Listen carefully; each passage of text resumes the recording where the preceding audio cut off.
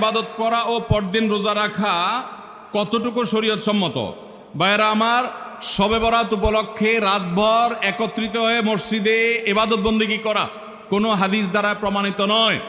এবং দিনের বেলা যে রোজা, এই রোজা শবে বরাত উপলক্ষে না, এটা হলো শাবান উপলক্ষে রোজা। এই রোজা হলো আইয়াম বীজ উপলক্ষে রোজা। নবী করিম সাল্লাল্লাহু আলাইহি ওয়াসাল্লাম শাবান মাসে এমনি বেশি বেশি নফল রোজা রাখতেন, সেই হিসাবে আপনিও রাখবেন। আবার আইয়াম বীজ 13, 14, 15 রোজা রাখতেন, সেই হিসাবে রাখবেন। আপনি আল্লাহর ক্ষমা, এই রাতে আল্লাহ তাআলা বান্দাকে সাধারণ ক্ষমা ঘোষণা করেন, হিংসুক ছাড়া, মুশরিক ছাড়া। এই রাতের এই ফজিলত পাওয়ার জন্য আপনি চেষ্টা করলে সেটা ভালো, আল্লাহর কাছে ক্ষমা লাভের চেষ্টা করবেন, কিন্তু বেদাতি কোনো পন্থায় না। অনেকে বলে যে এত রাকাত নামাজ, অমুকটা অত সূরা এত রাকাতে পড়তে হবে, এগুলা মনগড়া কথাবার্তা, এগুলার কোনো ভিত্তি কোরআন হাদিসে নাই।